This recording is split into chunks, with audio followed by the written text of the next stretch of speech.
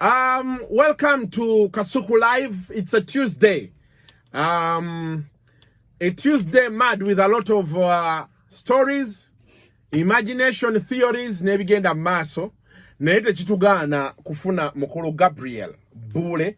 Waliwo mwami oligwe nakuweereza yangamba yakukolako naye nakubira tewamuddamu. Mwami oyo bamuyita omulangira wasajja. Omulangira wasajja namusinkana emyaka 7 egiyise.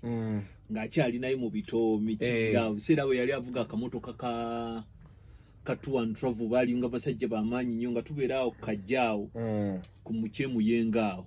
Naye yangamba ya kujirako awo naye tewamuddira. Munnange mbandi eyo nabaddeko mu mabiri eyo naade nagenze kuwummulamu.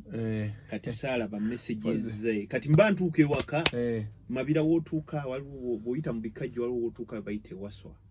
Twawadde ku Griffin Falls n'omuyimbi Kenneth Mugabi. Kati bwe twatuuka eyo network ebeekola ki? Mba nzidde e Kampala. Tutu ng'omulangira kyankoze.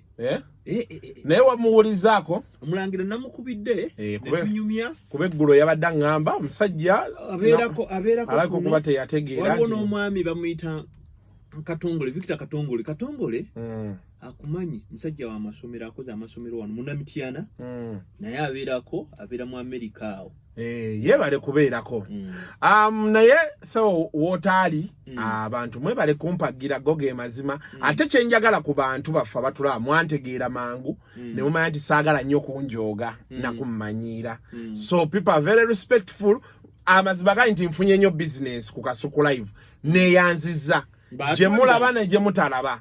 Kati ninayo abampa obulango aba Aramex tile adhesive balaba wansi awo abo bo bakola cement ono wa tile. Va mu kugamba nti tile mbi olw'okuba okozesa cement atali waazo. Aramex tile adhesive gojja okubeera nga okozesa osibye tile wansi enywere ogiwulire naawe ng'ekoze eki ng'enywedde. Tulina bannaffe abaddembe distributors. Abo bali wali Najjanankombi. Neyo gati basobola omumpa. Era oluvaano mu shoot naawe gyendaga. Ngenda tandika okukola wano shooting olaba ebyokulya. Kati bano ba sponsor ate ke bazze balina ke bandeetedde ate okukola bulijjo abantu bandeekaanira Kasuku oluusi we mu shootingira biki ne mbagamba time buli kimu process by naye kati bwe tuba tulina ba sponsor tulina okufunayo ka studio baka office mwe tutuula ne tushootinga ebintu ebyo bibeera okuba sola tambula nayo gati wonna wendaga.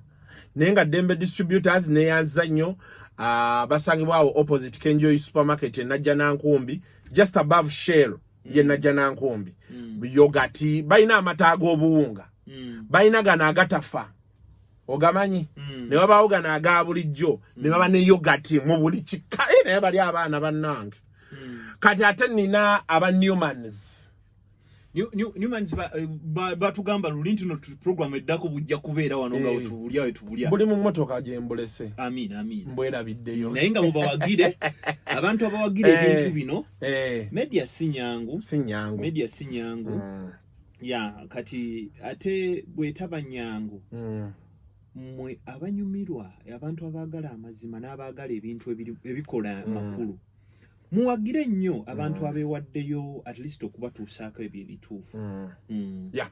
So producer Soko Mpakalango ka Newmans kati tulinayo potato crisps ne gonja maina ne bugonja ngenda kakuwako nga tumaze shooting tusidwa wobi sala gonya ngoteka mu do parking kavira ngokola said by Uganda build Uganda naye mwana lugaju ali agenda n'ateeka ku status n'agamba yayagala kuwagira bubu anonye motoka ekoleddwa I'm looking for a car that was manufactured in Uganda ko mwana olimba mu Uganda mbera mu kabada not Soma tuwangalangako. Bana ba kayola moto. Bavera masquerade nga ne basi biri mwaka. Abakayola tebakola motoka. Tebazikola wano. Oba za assembly. Anti ekira ivi. Gwanula be wano company ekola omupiira oba engine. Bagula byuma byabwe ne bagattaga. Ano balina biri batwala biri bazitwala wa Mwami Museveni ne bekubye bifaananyi ne bakola abaana batujoze wano. Soko mpo bulango. Betukomawo. Bole lera yaka. Why? Lera yaka. Let's go.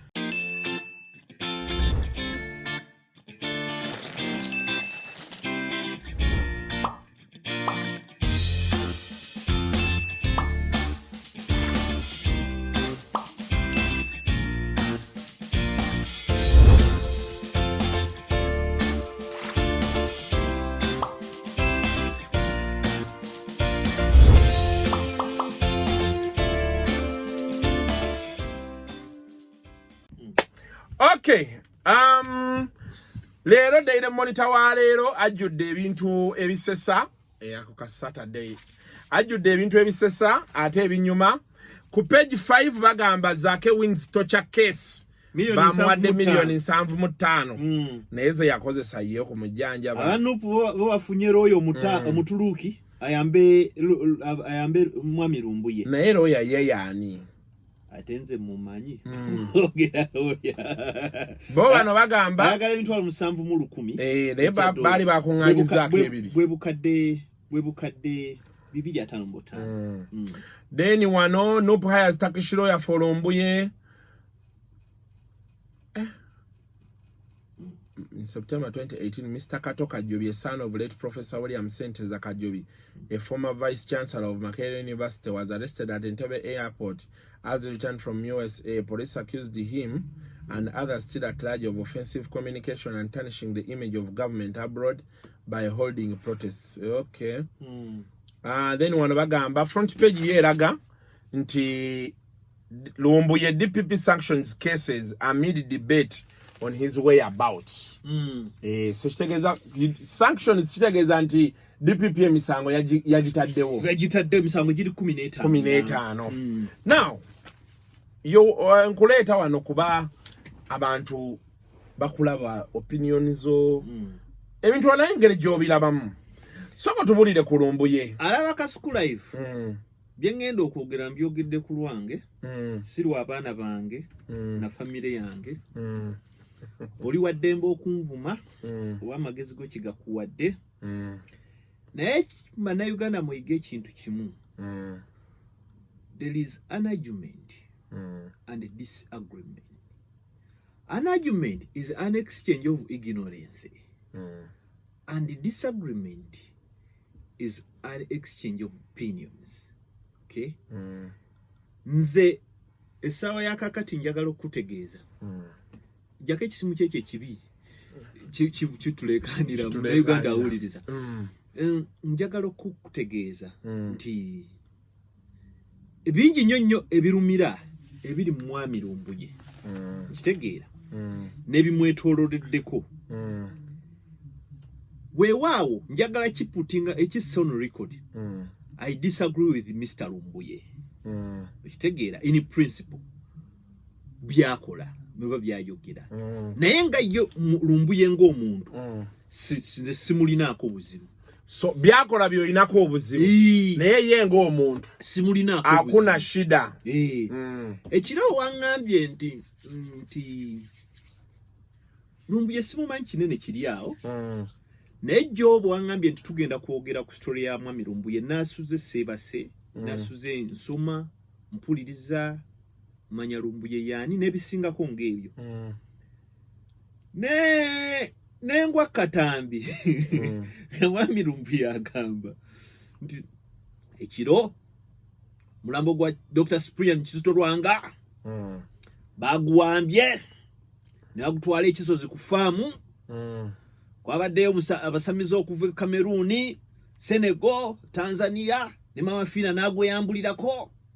Ne bagutemako akagalo bakatutte lwakitula. Nezigwamu amaanyi. Nengamba okay, that's it. That's his own opinion. Kitegeera. Everyone is entitled to his opinion. Kitegeera. Ye ensonga lwaki tulina freedom of speech and expression designated in our constitution and the United National Organization. Eryo dembe ly'okwogera erya Lumbuye lya buntu era terimuggyibwako. Wabula ate nange terikiyinzijjako dembe lyange kugamba nti sikkiriziganya n'ebisinga byakola ki byayogera nabyo.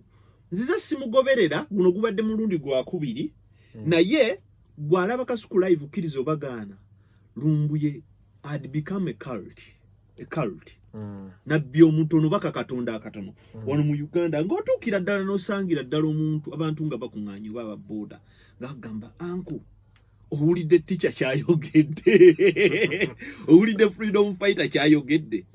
Well, I reserve my feelings on what was going on. Naye manya Lumbuye abaddeko abantu abakola ki abamugoberera. Kati tutuuse ku reality. Lumbuye tali mu ggwanga. Ekyo njagala ki sound record.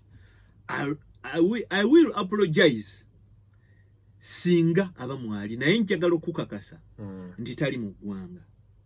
Kino nkitunuulira nze nganze ng'omuntu nga ngattaganya lines waliwo kye tuyita okugatta coordinates. Kyolina okumanya gavumenti ya wano y'abantu bakyamufu abalina amaalo. Gavumenti ya Mwami Museveni tesobola kuleeta Lumbuye n'emutisa ku lino ttaka netakola press conference. Tesobola. Yo ne bwe batekikoze wanolooza information etambula etya. Osanga OSFC n'akuwa information n'agamba n'akugamba naye bano abantu bakyamufu. naye waliwo bambega ababadde boogera era nga baga nti Lumbuye waali kati bano abasajja bamuyisa Tanzania wansi. ne Lumbuye yennyini babadde babimukola ate nga tamanyi. Bano aba intelligence yawano balina kye bayita okusika eriyo. Bakutega gu statement n'ogubamiramu. Kati gwe kasuku bakimanyi ofuna information. Nange n'abalala ajja n'agamba mwana twamuyisa Tanzania ng'obugana nedda ali Ankara mu apartment bweti.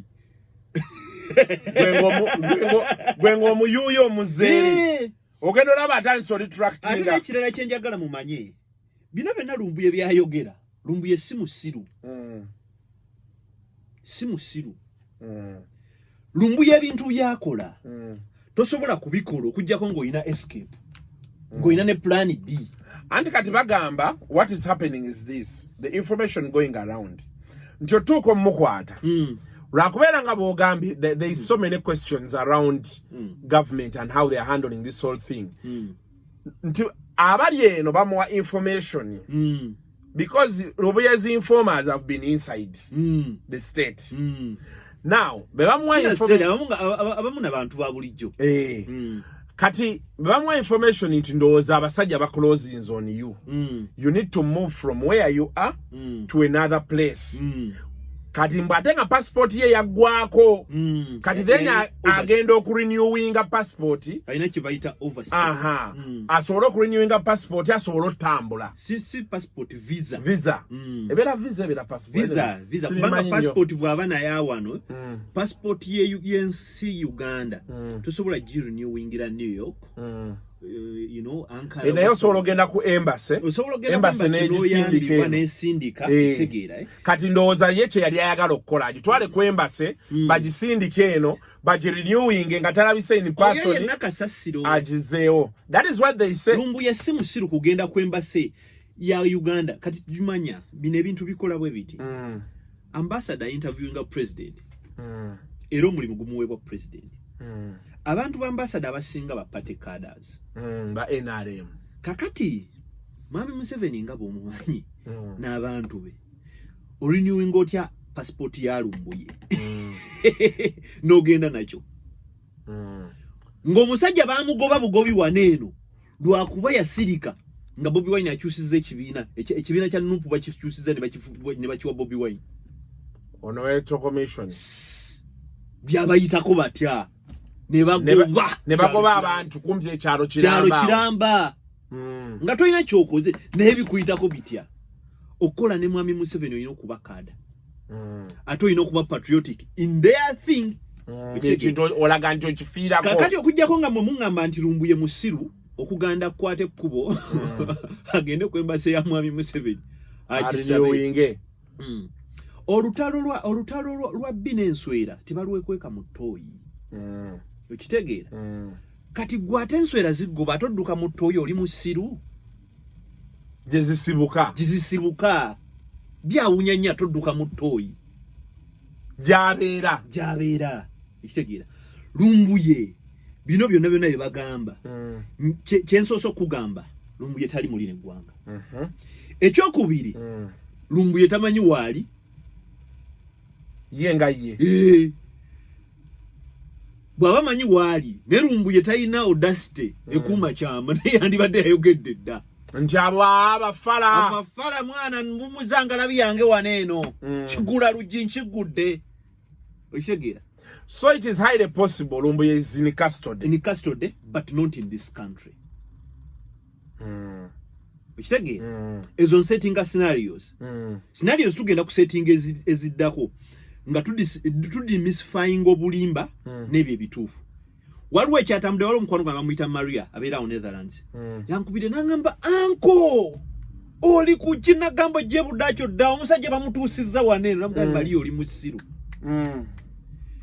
Teri nsi genda maaso malo mugamba akendeezeeko omuziki kendeezaako kowa omanyi lindo oyo bw'otamugamba kola ayinza okublowing off the roof. Kati teri nsi Uganda bwe kukwata tesobola kusala endalinga n'ekuwa Kenya ekitegeera ng'ate oli mu Tanzania ekitegeera Turkey tesobola kukola nsobi ekwate munna Uganda lumbuye emwe Netherlands ebyo nabiboozi ekitegeera narratives nyingi nnyo kubanga tuli mu era tuli mu age eya propaganda. You don't know who to trust. You don't know which right information to take in. The question I want to ask you, Bole, because people who are saying Lumbuye is in Netherlands allege that he ran from Turkey to Netherlands. Yaduka. I don't know how far or how close Turkey and Netherlands are. Simanye. But if we are to go by the story in Taina Bitabo, be popular, we all ask how did he cross from here, from Turkey, through these countries to Netherlands? That is one. Two, is it possible inti Lumbuye asobola okufuna asylum e Turkey? Kati ekintu I mean in Netherlands ekisooka kino asylum si kintu kyangu. Kizibu nnyo kintu kinene nnyo nkisukka kukugula chapati ya lole gy'amagi n'ebijanjaalo n'ennyanya mbisi. Naye mulimu abantu abagenda ne boogera ku asylum oli n'akulowoozesa nti they are buying a pizza they are buying oba ogula 5 ku 10. There are processes tekiba wow. It could take how long? Yes, it takes long time. Tekiba kyangu. Fetulina abantu betuyambyeko okuprovinga they are being in Europe.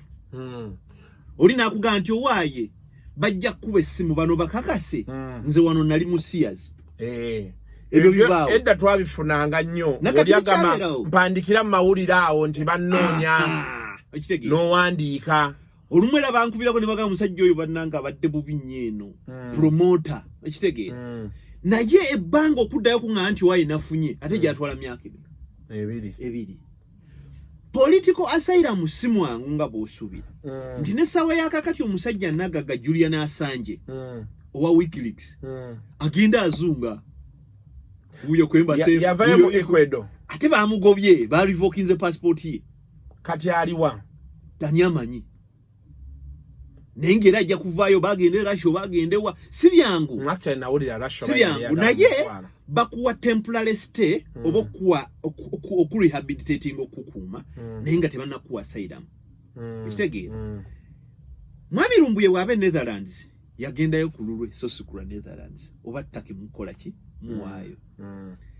Turkey European country etali nga bw'onoolaba Uganda oba Kenya nti wano Uganda tuyina porous borders nti nze saa kakati bwe mba njagala okugenda e Kenya nsobola okugenda nga sina passport osobola okuyita erwakaaka okitegeera osobola okuyita abantu bonna n'okola ki n'ogenda osobola n'okugenda South Sudan nga teri amategedde bw'okoze ki bw'oyingidde.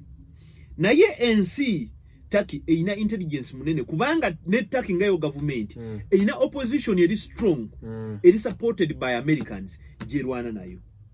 Naye wawe bagamba Erdogan naye dictator anti dictator naye dictator muli ba dictator balimu emitendera obwa dictator bwa mwami Museveni tojja genda obuse kuwa Paul Biya obangu wema Obianga mbasoggo owejjini mwami Museveni alimu ak'obuntu nti eggwanga lyabe eribeera munalifuga naye Paul Biya agende Netherlands n'apangisa hoteli n'afuna ebyana n'amala emyezi 3 nga talinyanko mu Cameroon ng'ali eyo. Ze nkuleetera waliwo documentary bagiyita Le Président ya Jean-Pierre Bekolo. Mu documentary yakulaga Paul Biya agenda n'akwana omuwala e Niger n'agenda Netherlands n'amala emyezi 6 president omuwala n'afa ne bamubikira nti omuwala yafudde n'akaaba ti girlfriend wange afudde waita emyezi 6 nadda n'abagamba banaye mutwaleke wa girlfriend wange Nija bali ne bati omuga nti waitwa kubikira n'okukaaba ne bamuvuga ne bamutwala Nija ne bamuga nti wayi gundi omukazi yafa n'amalalo ga nagwa minister wa information Rabuta bana information twali nawe nga tugenda okwana notangamba nti omukazi yafa bebo kati Erdogan awotatuukawo 24/7 ali kugwa kyokola ne attempts ezomu overthrowing zibaddewo ezimu nga ya stage managers yes kati nkujira possibility y'okuleeta lumbuye wano weeri ate teriiwo Turkey bwe malutwa ya Recep Tayyip Erdogan ya funa business emu ya crashing opposition opposition ekulibwa egendera ku nnono z'omusajja Ottomanist gwe bayita Fethullah Gulen Islamist akiriza mu nkola ey'Ottoman mujja kunoonya Ottoman Empire ey'Ekitakish twagisomako era akiririza mu Busiraamu obuli relaxed obutali extreme Gulen yabonyeze opinion leader oyo yabonyezebwa nnyo era n'awangangusibwa alina emyaka 88 abeera mu America naye Gulen kye yakola yalobinga mu America n'agamba naye abataki ababonyezebwa abo opposition mubawe ku buyambi ne capital basobole okubaawo tujja osobola okubajjirako omusajja kati Gulen bw'amalo sekiwalinga ekyo abataki bonna abali ku opposition mu nsi mwe bali waliwo factories oba international school mu linnya erya Turkey Turkish Light Academy ne wano weebali Turkish International all over wano waliwo Turkish Light Academy nkujira teri wano n'amasuba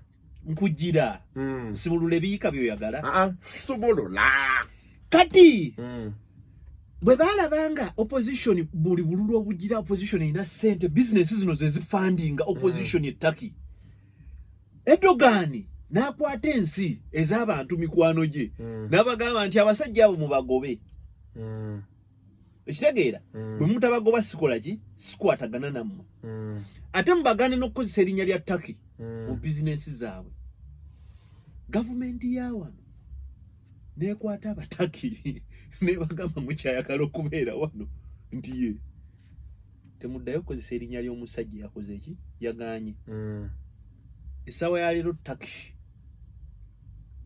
College Turkish Academy yafuuka Light Academy Turkish International School yafuuka Galaxy International School wow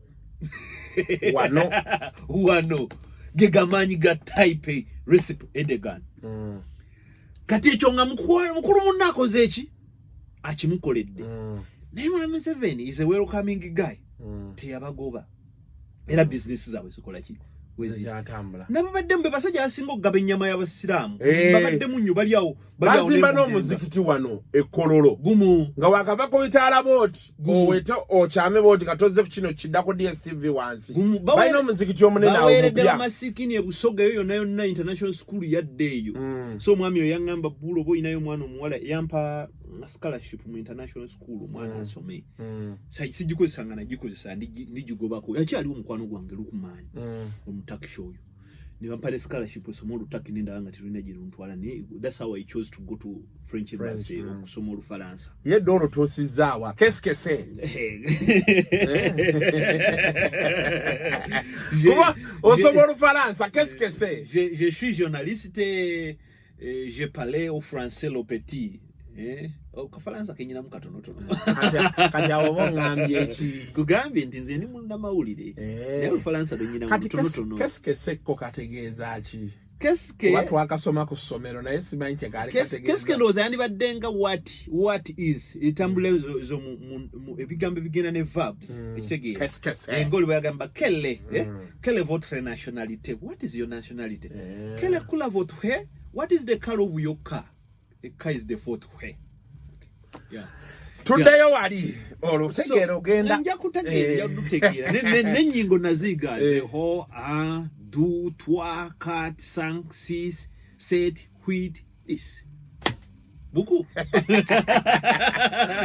subulula emboozi tugende maaso kati abaami bano ne babassa mu position y'enzibu era baactinga in silent era bampa n'obutabo nyina n'obutabeewako bwa enjigiriza yaabwe yafetula that guy preaches peace coexistence obusiraamu busobola okubeerawo n'amadini amalala bwe bityo okugaba ekitegeera musajja oyo Abamerika bamwagala nnyo kati mwami Museveni bw'abanga yakolera Erdogan ekintu ekyo ekitegeera kitegeeza nti asobolera ddala okukola ki ne Erdogan asobola okumuwayo ekisajja ekimu ekiganda kyaffe kirumbuye ekyo nekola ki naye question eriwo is Rumbuye that big is he that big nti kyetaagisa Turkey ne Uganda okwogera omuleeta no kati etteeka liri kiriya kitegeera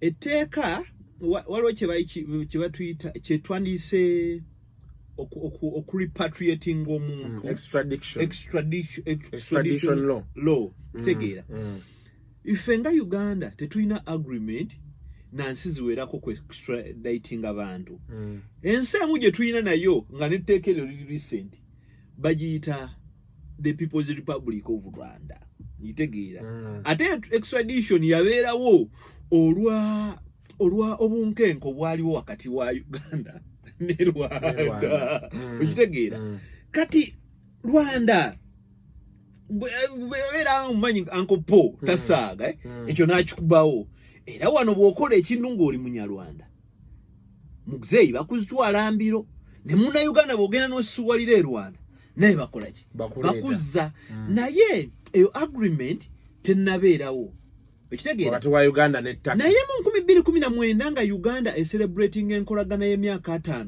between Uganda ne Turkey Uganda yasayininga agreement omuli ez'amagye judicial ne business kati nze bwe ndaba akagambo judicial teweewuunyanga ne extradition whatever pact yasayiningibwa nga tetukola tetumanyi kubanga wano Uganda yensi yokka where termites eat iron bars enkuyege wano ziri emitayimbwa kiki kyentegeeza omusajja ogenda n'omusanga nga ali ku poloti yazimba n'omugaawaye muzimbi w'onomugamba mitayimbwa agitutte wanaga anke emitayimbwa enkuyege zakoze eki wano ebintu bikolebwa kiro nga temumanyi ekyo abantu tebakimanyi nkitegeera naye etteeka ly'ensi yonna likugira nti watabaawo ndagaano ekitegeera tosobola kukwata muntu n'omuzza ekitegeera nga tewaliwo tewaliwo eyo ndagaano ekitegeera yensonga lwaki musajja waffe ono wefudisi bamuyitaani Sam Mugumya avundira Kongo nandi Sam Mugumya mukomera Sam Mugumya Interpol yamukanyugayo ate Interpol yamukanyugayo ku biragiro byani anti ekibu kyegamba wano nze naawe okitegeera kati bebakwa Interpol yerisinga ekwadalumye nemukanyuga wano kizibu kuba up to date Sam Mugumya tamanyi yamukanyuga ko si kyangu okitegeera naye bangambye nawe n'adensima naga nti yo Interpol sobola okuzza International Police naye nayo bekuleeta ekusuula ntebe tekuhanding over neyeeyongerayo etteeka likola litya etteeka likola bwe liti wana amateeka gaffe ag'e Uganda nti waddiza omusanga ekasokoso bakuzza kasokoso gy'olina okuguwoleza ne fayiro gyekola ki gyetandikira kakati gwe bungamba nti Rumbuye yalina computer misuse act yagiddizaawa naye waliwo kano ketulina notinga kebagambye wano background in September 2018 Mr. Kato Kajubi komaawe ebyo byakiyaye a son of late Professor William Sente Kajubi ebyo byakiyaye former vice chancellor was arrested at Entebbe International Airport as he returned from the USA. Police accused him and others still at large of offensive communication and tarnishing the image of government abroad by holding protests in the USA against the constitutional amendment to remove the term limits. Nkuza kuwena tandikidde. Sikolagana na bibozi bya Lumbuye. Na ate siwagira muntu yenna agenda kukwata ku Lumbuye mbuna muwambe. Ebintu bino bibateeka ku Lumbuye. They are acts of criminality. Those are criminal acts. Lumbuye is a human being and a Ugandan who deserves a right process of justice. Lumbuye bwaba yaza omusango muwandiikire mumuyite mu kooti yewozeeko wabula si kumuwambanga kamyu. Naye ali tebagamba eri bagamba nti bamuwamba buwambi. Ate bamuwamba buwambi lwaki bwaba tebamuwamba ali luddawa era bamukwata batya. Era y'ensonga nti gavumenti mwami oli emu alina obuzibu bunene nnyo. Singa Lumbuye akeera enkya n'afa oli emu aba mu buzibu ne gavumenti. Oba n'abaako ekizibu kyonna n'atuukako obulemu. Kubanga waliwo amateeka agagobererwa tosobola kugenda mu nsi ng'ogenda owambayo bantu. Bino gye tulaga ate no gwate wagira Lumbuye gwe bagamba mbu muno bamukuba oli musiru. Lwaki? Gojja kuleka Lumbuye bamutte oba bamusibe olwo muboola. Mu Luganda tugamba nti kyeyondere ebbwa lya njola. Ntegeera. Ebbwa buli likuluma n'otakulako eno ebbali nga litana ng'ofuna ki kookolo. You can't allow government to set a precedent like that. Ekyo kyenadde ngamba abantu eggulo nti problemu yokka eriwo. Mubeemu ku magezi essaawa ya kaakati oba okkiririza mu Lumbuye oba tokkiriza mu biboozi byebyo bya firimu byayogera essaawa ya kaakati kikukakatako Munnayuganda okulwanirira plight ya Lumbuye. Abannalwanda baakireka ne kibaawo kati gwafuuka muze. Bakutirayo. Nti Omunyarwanda abeera South Africa naye ne mumuze essasi mu Kawanga. And they go with it. Ne baana bafuga bajja kikola. You can't allow that to happen like that. Anti kyenadde ngamba abantu wali ekirala mulimu ebintu gavumenti bino baolye mu bye beeswaza. Lumbuye, I don't see any big deal with Mr. Lumbuye. Lumbuye wabakugambye nti Mwami Museveni yafudde ku saa 8 n'omulaba mu press conference. Lumbuye yaba yekubye gye it's okay. Ate baba nkuganye nti ofudde nga tofudde lwaki ofaayo. Kati challenge weeri waawano. The information going around is some of the things he said abamu bagamba be antagonizing. Some people say, for antagonizing example, what? Rumor ya Museveni okufa bwe yajja. Insiders say something fishy was going on. And there might have been an attempt. There might have been an attempt on the president's life. Now they want to know who started the rumor, who circulated the rumor, where did it come from? Bagala bamanye origin. Era waliwo ngambi nagambira naga nti Lumbuye ne baba mukutte asolo tonnya wano ne mumulako ku street nga atambula bibye. Yenga bamwagaza kimu nti boba wayogera ekintu ekyo wakijjawa. Who is your source? Yena asarendalinga source nti Bule ye yangamba. Bano ne baddi kati bano bo bakwate Bule bambuze Bule wagamba oli watandikira wa. I think that's where the problem is coming from. Kati weba ensonga government ekole budget, Ministry of Finance ekole budget eyokugoberera abantu nga Balumbuye. Kuba bakyaliyo Gwaki akatandika okukozesa essimu smartphone manya bino tebyatandise ku Lumbuye oba tebyatandise kiro. Tuina account ezajjanga ojjukira account gye bayitanga Tired Uganda ni goyinza okuba tewagirabanga nabo eyakikubiranga Besigye.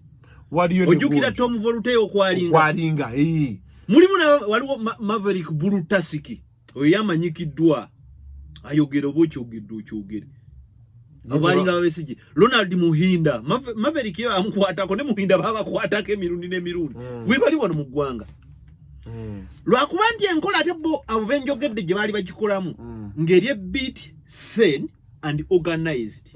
Okitegeera na okwawukanako kwe ya muganda waffe Mwami Lumbuye. Okitegeera naye munsi yonna abantu gye baba bakoyo obukulembeze abantu bakozesa solution zonna ze balina okukola ki okukakanya emmeme zaabwe ekitegeera ate nona kirungi Lumbuye kubika kirayika kimukakanya otherwise Lumbuye yandibadde aguze mundu najja waliyo video za Lumbuye ngondo zanga 2 emu yeri nga agamba nti nze mu 7 micho ground batwe micho ground then endala yali ndozo nga bavudde mbululu oba before yali agamba abantu nga bakola petrol bomb teka mugondi bichi okikanyoge we bali I had not seen that naka video nakalabero nakolwa ggulo ngamba naye question eriwo era ngawe webuuza if he said all of those things yayogera Katumba Wamala Cypriani ezo petrol bomb zani why didn't they get Lumbuye before? Why are they getting Lumbuye now? Because what we need to appreciate state bebe kwagala ne bobera mu America kuba tukirabyeko nti Kagame yagenda nakola ki nakunyiga so what we have to rule out ekigamba nti state tesobola funa Lumbuye sobola okulemwa no what I'm saying esobola olemwa mufuna physical enti emuleta wano nebebe yagala omunyigeri esobola omunyiga kuba tukirabyeko mu nsi endala eza Africa nga bowulira bagamba mbu Kagame agende South Africa nakolako najje Kampala nakolako netaki yenyini gyali yakwata omusajja kujja mu Kenyatta airport e Kenya na buli katemanja jamaa okashoji eyafira mugondi gobate mwembase yabwe eri egondi Saudi Arabia. So what we need to rule out abantu asinga kyentero bagamba nti government beba yetaaze Lumbuye mu nkola yo gye yagala okumufunamu esobola formal eyinza obutasobola but mweri style esobola however now the big question is why is government interested in Lumbuye right now andi kati kyekyo kye tugamba abantu nti bobo yagala okubeera mu Uganda tie ebintu bisatu ekisooka mu 7 ekyokubiri mu 7 n'ekyokusatu mu 7 byokka Lumbuye singa yasigala nga yevumira Ssaabasajja Kabaka Katikkiro tavumanga Kabaka.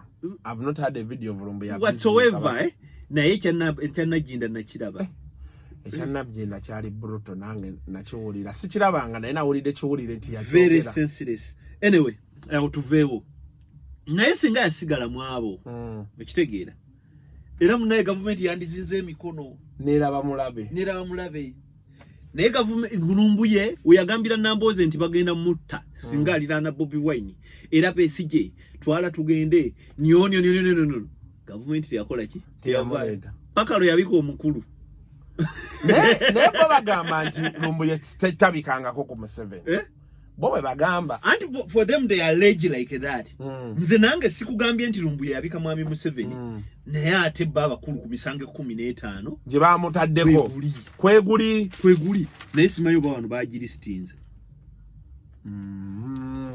cases against Lumbuye no one tebazoogerako now the question is you know waliwo ebitwe ebibuzaabuza the circus we have seen around before is happening again kabere kwaine kebere ne ku Bobi Wine uliwe bamukwatira aruwa and all those things police esooka yo nemwegaana and indeed police basiye muina police yebere evudde kutegeeza nti fe totubuuza bikwata kwani ku Bobi Wine kati Bobi Wine nala yaddamu olabika mu barracks gulu oba wa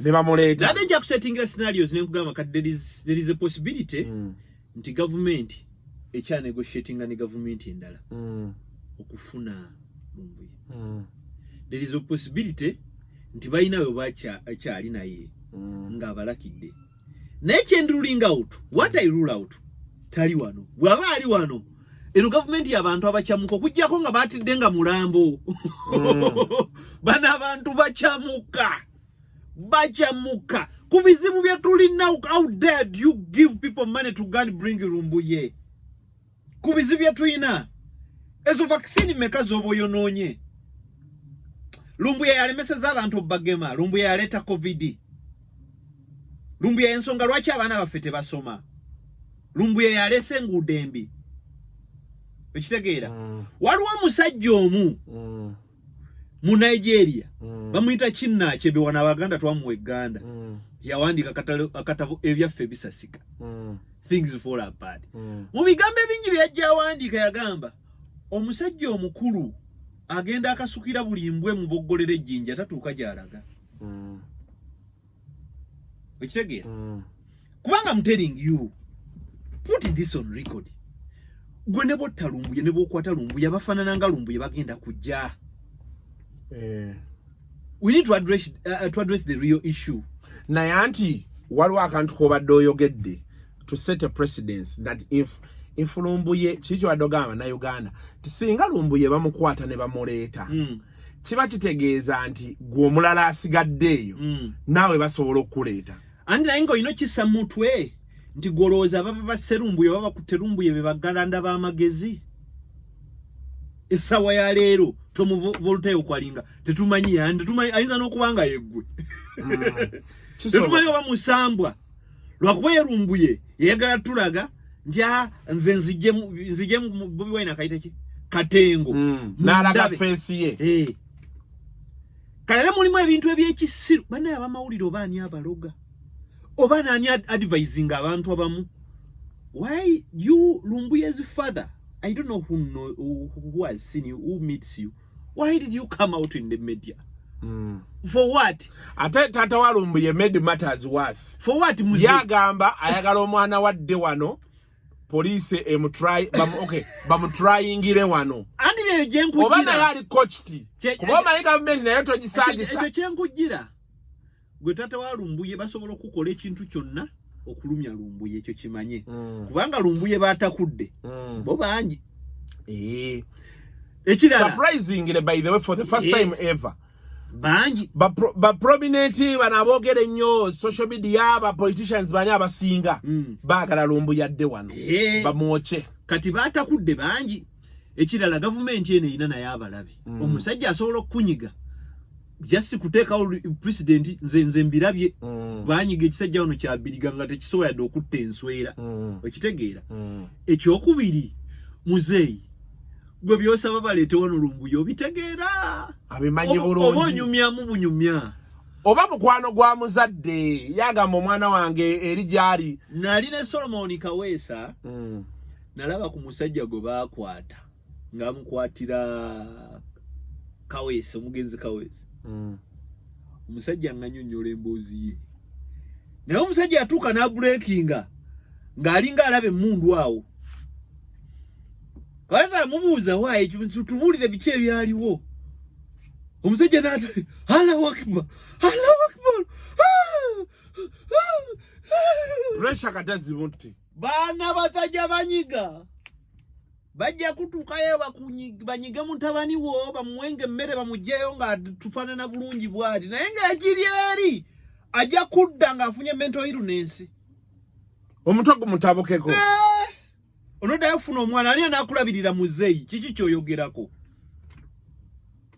abeere eri wano aleme kujja eri bajja sasula looya ajja kuvaayo kubanga first of all tewali na musango bali tawalinaako musango talina nakyababyeko ekitegeera era ekyo tokisaba gwe kyoyogerako mwana wange bamuleete wano mwana wange bamuleete muzeeyi tutandika kulima bijja ng'omuntu tannafa kuba baba naye amazima gali nti abalinze Lumbuye wano muzeeyi abantu abalinze Lumbuye okuba embaga abukuba pate bangi so totuswaza muleke ye mwesonyiwe so scenario esembayo kati scenario esembayo endala eriwo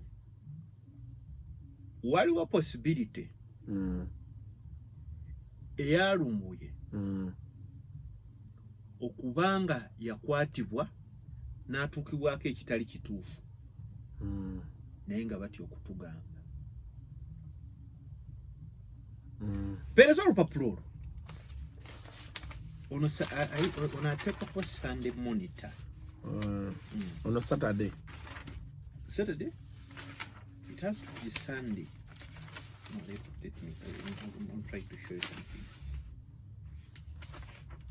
opinion is sports. Hey, Mukama Katonda. Sanda abuze. I mean, take a chibuze. What opinion? What opinion iri musa Sunday Monitor? Ya mambo mitagawa ya tegule. Waya tegula ayogerako ku Nigeria omu eyakubanga government left and right center mu ebintu. Kola yalombuye. Bamukwata ekibozi ne kitandika bwe kityo. Bwe kyatandika bwe kityo. Ekibozi ne kituuka ne kikaddiwa. Nena buli kati omwana owogola takola ki? Talabikanga. Ate nga toyina kyogenda mubuuza. Wabula nze kyensaba muna Uganda kintu kimu. Nti mwene embeera saba nnyo ba producing rumbu yabamulina. Kitegeera. Kubanga challenge eriweri weti. N'ekirala ky'owosa. Abali ettaki because there's something I don't understand. Ebimu byoyogera why I'll buy into them. Abali ettaki bw'oyogera nabo bagamba tebannalaba kulumbuye. Now I don't know oba immigration yaabwe yebaganyo mulaba oba because okubuulira okuzaako emabega. Oliemu Okero yagamba nti Lumbuye bamukwala n'abantu abalala 15 abaali baliyo ettaki iligale mwenda abaaliyo iligale otegera kyegamba era bo ne bagamba nti Lumbuye ali kunyonya akomawo ne bali abalala kati bo banaatuuka entebe ku kisaawe ebisigadde okitegeera era ye ng'alaga nti balina kyaji yonna tebalina musango gwe bamukola ki gwe bamuyinako kati njagala okulaga chronology of events. Oluzungu tulina gye tuyita satire oba kye tuyita decoy. Bino ebintu boolye mu beboogera biboozi kati yakafuna empapula ze nga baaziwandiise intelligence si basiru kati ye bwakugamba nti tulinamu n'abalala 9 asobola n'okuorganizinga abagenda okukomawo kituufu kati ye bwakugamba nti Lumbuye tumuyinaako buzibu talina gwe yavuma wabula abadde eri bumubenyi bw'amateeka yabeera akyejjeemu kyekiri kye n'adennyonnyola abantu eggulo nti that is how governments operate naye kati question eriwo eribeeti yensonga nti lwaki essawa ya leero obeeraawo nga tomanyina kusaako trigger ne bagamba omusajja abadde ne battalion namba mu nju wagita Arsenal abantu batereka ebyokulwanyiza ne bakuba kubawo kakapeti sebo ne bajjayo emundu ne bafukira noga bulijjo mweziri nkugambye bano batandika bakukolako kalebule ne batandika okulowooleza nti kyebakuogeddeko kituufu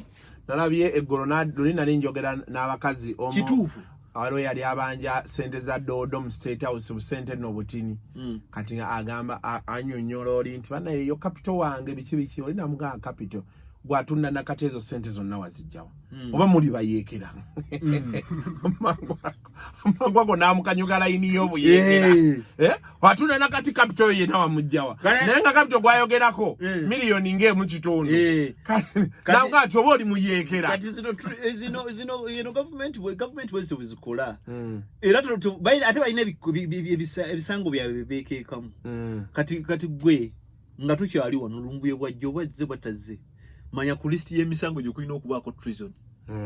They throw ambiguous cases. Naye ogwo musanga nti world over sebo olaba. Image yo tesigala kyekimu. Kiringa bula Mandela bamukwata ne bamuteeka ku list y'aba terrorist America. Treason is okay, but terrorism is different. Bayo government egamba terrorism kati bwe bagira biri bi petrol bomb byayogerako sima ne video sigira banga. Nze nagirabyeko. Bajja kugamba ntya treason yekera. Ate kati abakuteeka ku list y'aba yekera. Ne bolinya nnyonyi. Kitegeera. Mu data obaamu anti kyekyo kyemadde data kukweringa nti muyina omuntu so wali nkunnyonnyola nti bw'amala okwogera bw'ati byayogera abantu bamulinda ekiro teyajja. Leka nkubuuze, do you find our foreign affairs minister serious? I don't find him serious. I don't. Actually, he's even annoying. That guy is even annoying. You can't tell me. Let me tell you a scenario. I even don't regret. Our minister is even annoying. Omusajja sekitoleko ali Japan. Agenza yo simumenyi bwa mateeka. alina visa ekyaliko kubanga ekikugobya mu nsi bukuba na visa eweddeko akyali mu nsi ng'opapyo oyise press conference oli yabulira mu nsi ago si maalo nakunyiiza visa ye ekyakola ki because what warranted what the foreign affairs minister kubanga niwe yandibadde yagenda na Olympics yandiganzi banna nkyasigalako nambule it was so ate visa ye ng'ekyaliko ne Japan teyina lukusa lumuzi even newe yandisuwinze okitegeera kakati okoze press conference opakuse omulese akomyewo akomyewo mumusibye over what toyina kyo mukyajinze toyina kyo mutuli ku general person of interest ba general inquiry file ekitegeera owoza person of interest abantu battakawo esawa nato tubafunanga ekitegeera abantu ina wano munamawulire munnaffe tulina mu promise owa ku features desk bagenza sulawo na muwongo bamweze n'ennika ne bazitwala okitegeera bamukubika lifomu okitegeera ekiro bintu byapeninga mu ggwanga ng'oli ku musajja ali ku smartphone akuba bazuka ze ku smartphone otustressinga okitegeera ate bino ebibozi babibaga nze mbabuulire bino ebintu simanya lumbuye simanya ofuna opondo yavumye Ssaabasajja tebijja kugira bayinza okuba balina kye bayisaawo baba batume naye kakati ataawo ontanudde nenva ku lumbuye katumusabira ajja kudda bw'anaabazze ajja kudda nze kyemmanyi tewali kitasoboka lumbuye ne bw'anaabeera wano era ajja funa freedom ekyo kyo nyina hope bibajjo muyisaamu byentya but bail is warranted ajja gifuna and that is why someone said that if he's here the reason why they can't say is because they know if they said to Denti lumbuye waali his lawyers will want him released immediately. They will tell you 48 hours ziweddeko kuwa omuntu waffe. So ebitu ya bikyali abiti kujja ko kimugira nti okuddayo okugenda okukola kijja mu bakikola kijja mutawanya. But finally simanyi na buyigirize bwe nti oba anayingira ebyobufuzi direct naye bangamba yali mwami musomesa. Kakati nga sinamaliriza saagala onkutulenga bukyali. Waliwo mwami bamuyita Ofuno Pondo Podero. Yawandiise ebbaluwa najungulula nnyo Obwakabaka. Mwami Ofuno mwano mu Buganda tugamba kyeyondere ebbwa lya njula yadde endabika yeefaanana ebbwa tetwandyagadde kulowooza nti ate byogenda okulizoninga bigenda ate kukola ki kujungulula kufaananya bubi okitegeera Kabaka tavuma bantu era tetukiina ku likodi nti Kabaka yali newa Kabaka aluma abantu Kabaka akuluma never got to understand. Sebo Pondo Kabaka si mwana wa nnyoko lekera awo tumanyira okitegeera bino byolozaamu we think you are aliens. I don't regret to say you are an alien we batakuzala wantu tewali kawanga kajjajjaawo okitegeera naye by law you have a right to stay here okitegeera and to buy land era oteekawo obuwanga bw'abajjajjaawo nawe osobola obulenkusengula n'obuteeka wano Kabaka talina mundu kusengula abantu ku ttaka. Kabaka sibe bali abasajja ba musitaki abasajja nze nasange waffe Mpigi ne kulwa mukaga ngenda abasajja batawanya abantu ku ttaka busajja bujja ne mundu wina bumusitaki okitegeera simanyi obusajja obuva Mengo oba buvaawa okitegeera naye abantu abajja ne mundu Kabaka si abakola ki naye the thing I have to tell you I've got nze mfunye complaints nyingi ku Buganda Land Board and the way they operate abasajja babira ba Buganda Land Board babira bamanyi naye problem eliwo leka nkubuulire ekintu ekiri mu tubonyabonya ku bintu by'ettaka n'ebintu byonna kabibe beno bya balumbuye it is ignorance okitegeera njagala okubuulira government has never signed guns to Buganda Land Board or Mengo not even a police ekyo tokimanyi omusajja agende katikamu okitegeera nasengula ekyalo okitegeera ng'emmotoka agitaddeko gundi truck agitaddeko sticker za Buganda Land Board okiwulira ekimotoka ne bakyokya tugenda okubira omwogezi wa Buganda Land Board ng'agamba ffe tubanko na tractor tractor baagyokeza ekyo tunabeerayo na gundi ogenda okugira ng'omusajja eyalizinga ku Buganda Land Board biseera bya mabega n'atakozesaawo yali mu kubonyaabonya abantu okitegeera kati gwe complaininga with a blanket statement n'ogamba Buganda Land Board empisa bubi okitegeera ettaka lya Buganda Land Board yonna tulimanyi we liri okitegeera Eruwero ettaka lyonna erya town council erya kansa wonna tulima lya Buganda Land Board mumbuli ani gwe bagobeko eryo ettaka ukitegeera Makindi ekibuga ne Barracks ya Mwami Museveni eri ku ttaka lya Buganda Land Board yikanya n'ekitundu Makindi walabe wonga basendawo ukitegeera State House Entebbe ttaka lya Wakabaka Makerere University ttaka lya Wakabaka Kyamogo University ttaka lya Wakabaka abantu bali ekabuuma gomanye kabuuma semanyiyo kabuuma kyamira salama no dawo munda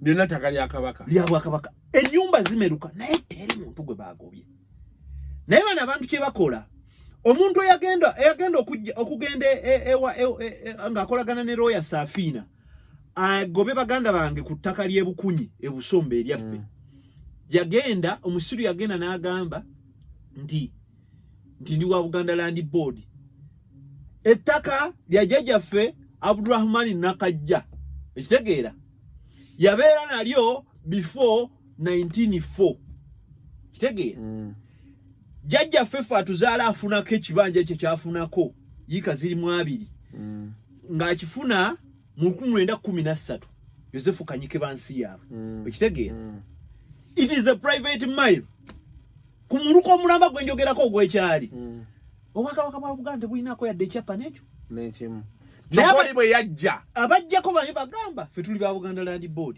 there is a perception egambisa abantu nti buli mayiro ya Buganda ettaka ly'Obwakabaka erya mayiro liconstitutinga mayiro 306 kituufu mayiro emu erimu eka 643 ekitegeera kati obulimba n'obufere ekitegeera lwakyo naye Katende nga bakugamba nti Kabaka agenda goba abantu ng'okkiriza ebyo oli musiru ekitegeera nga gobako ky'ettaka balirya ekitegeera obwo obulimba weebuli kyekiri kye nakugamba nti omusajja yagenda n'avaayo n'agamba abantu nti Mayiga yamenye Nnabagereka primary school essomero ly'Obwakabaka yamenye omuzikiti omusajja eyalizinga ewali omuzikiti n'essomero ly'Obwakabaka yabirizinga n'Obwakabaka tebannabukomyawo nga babubanishinga dda ekitegeera omusajja yakolagana ne KCCA n'agigamba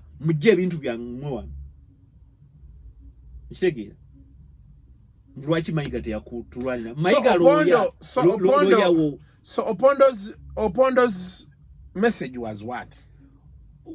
You know, it was a message specifically directed to the Kabaka and the people of Buganda by people in the higher offices, okay, to malign, to belittle our king, to think that we are fools, and to push their agenda, okay, of trampling against the Mairo system in Buganda. Which tegeera mbu, you know, omanyi okujungulula n'obutamanya kyanyambye nti abantu abalumbye Opondo bantu beewaabwe ne bamugamba kakkana mukko kakkana nalabye lawyer Nicholas Opio ng'amugambo waayi ntegeera ye nabanaye ku Twitter obadde ki naye kubanga abantu abasinga bino ebintu bannaye mulekeraawo kupedolinga obukyayi n'okwesiruwaza yes koko okwesiruwaza kususse ate mulekeraawo okwesiruwaliza Kabaka we are saying we are not forgetting muleke okutusiruwalirako ettaka ly'Obwakabaka lijjuddeko abantu abatali Baganda okitegeera and it's okay teri agamba nti agenda kugoba naye mugule ettaka mu Buganda teri agenda bagoba ebyo babalimbalimba mu bagoba ab'ebibanja okitegeera bwe bamwe temulina ku kibanja mulina ttaka lyerere genda obuze bajjajjabo kujjako nga nawe wazze kiro okitegeera ate mwenna muli Baganda muleke okutumanyiira muli Baganda bw'ojja wano ekikuyisa omusajja wa Kabaka kubanga tolina lunyiriri lwakola ki lwakulanya wojja wano b'ofuuse Muganda kubanga your brother abamu tubakwanye abamu mutuzaddemu okitegeera Buganda is a kingdom that was created by assimilation okitegeera and by unity people came together okitegeera so Opondo bino ebintu byo tugera ku vaccine obudde bw'omala ng'owandiika ebintu eddagala mwogera ku vaccine mwogera ku ddiro bagula amasomero abaana baddeyo abaana batandise kwefunisa mbuto awaka wasoma comment za Loli ku post yaffe ku video yaffe nasomeza abamu waliwo abaakugamba eva ku church zeesonyiwe temutumanyira. But anyway, that's a discussion for another day. Bate nyakubuuza ku relationship ya Noop ne Buganda, especially after they came out to own Lumbuye as one of their own. I've seen okay. Ne time tetwina katumali tukikubo bono okatemamu emirundi ebiri onokatema kati munzika necho kati obuzibu Bobi Wine ng'omuntu mukulembeze tosobola okujjako ng'oli musiru tosobola kudanya Bobi Wine kukolagana na Lumbuye. Bobi Wine situation gyalimu oba omuntu yenna ali ku opposition ne bw'omugamba nti no ono omusajja museza ali abafu yagenda okujjako Museveni bakkiriza. So bo banoonya kitwala Museveni yebo kibakwata kimu nti ebizibu byaffe tujja bisortinga Lumbuye tujja muga nti baamu empisa nga tumaze okukola ki okutwala Museveni. Bwe mubeera nga empologome bagoba mu kibira nga mubadde mulwana ne gwobadde olwana naye mukwata ku mukono n'omugambo wayi tudduke n'omugambo wayi kipike empologome mumala ogidduuka engumi nekola ki neddamu n'eryoka etokota ekitegeera kati kizibu nnyo okunenya zaake kubanga gwatamanyi gwanenya zaako genda okunona Lumbuye okimanyi nti capacity mu office capacity gyalina mu office gyalina mu parliament emukakatako nga commissioner wa parliament atambulira wonna wayagala era ne sente ezo zimubalirwa okitegeera ekyokubiri gwokozeseza omuntu we guno otegeera nti Lumbuye ne bazadde ba Lumbuye balonzi bazaake balonzi bazaake bantu b'emitiyana kito okitegeera kati zaake kyakola akikola within his right okitegeera ate zaake kyakola kyekiri kyenkugambye nti let's break the scourge ekikwa tukibenye nti bwemukkiriza Lumbuye bamukwate bagenda okunona bakadaama bano bakadaama Museveni talina kyatuka baja banona ate bakadaama ye gye muli eyo wangu kuba omuwalabu tali tight nnyo ku human rights kati abo abaana abo bambi abakola ogwo omulimu gw'okubeera mu nnyumba ekitegeera n'abalina obulumi bwabwe abo abaana ekitegeera kati nze bw'otandika okuŋŋamba mu bakwate Lumbuye ate bakwate obwo bwana bwaffe very brilliant young people working for their future ekitegeera nze mbasi abaali frustrated wano ne basalawo bagende fo ekitegeera anyway kakati nga mmaliriza ne kino nti Nuupu obuzibu bw'erina okukola ate bw'etakola mu bye munenya mbuto oba teyogedde ku Lumbuye teyogedde ku eki Nuupu erina omusajja mugezi very senior journalist Joel Ssenyonyi omanyi waliwo kye tuyita opportunity costs where you forego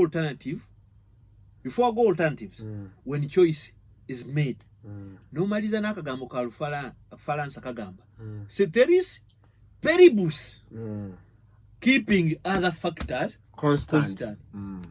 Lumbuye mubi naye mufunamu ki I'm making government busy tegira nti yavumye kabaka oba yavumye obwakabaka ntiye obwakabaka mbwagala ntiye tyanze Bobi Wine kansigale nga njogera bulungi ku bwakabaka n'abalala ekyo ekyalumbuye katukireke kakole ekyo naye kasita keepinga baliki busy ekitegeera goza tebakimanyi goloza Banuupu tebakimanyi nti n'okulumba najinda kibi bakimanyi kibalumira eri naye ate oli oyina oyo the struggle continues aluta continue ekitegeera tubadde n'abantu mubeera n'omuntu naye nga mukimanyi nti no mumenyi w'amateeka ekitegeera naye ng'ate olina ky'omwetaaza Museveni yali nga akimanyi nti ayine mumenyi w'amateeka naye ng'alina okubeera wali ku mbabazi ku nnyolo ekitegeera anyway last week twali twakamala okwogera kabaka aye twagenda nga amiitinze Museveni katusuubire eti tunaaba tetuli wano sawa nga 8-9 ate Lumbuye n'alabika okitegeera kuba kati ate awo esho tuba tugenda kukola anyway regardless esigala etambula naye nga discussion ezo you can pick what you want to week scenarios bazikuwadde londamu ekyokuyiga n'ekyokutegeera of course kyenkusaba kye tuba tuyiga nti tuve ku argument is exchanging ignorance. You kasuku musero gondi agenda ku gondi. My friend, that is ignorance, but whatever disagreement is exchange of knowledge. Nze kyo wenkitegeda si mu bubi. Nze sina bad intention eri lumbuye oba eri omulala ekitegera. Nze siba ngamba abantu ndize Museveni simu inako buzibu. Byakola bye byantama. I'm putting it out for the first time. I disagree with things. Okubeera mu nsi bino ebintu bino kati bali mu kola. Sente zowadde bagende banoonye lumbuye.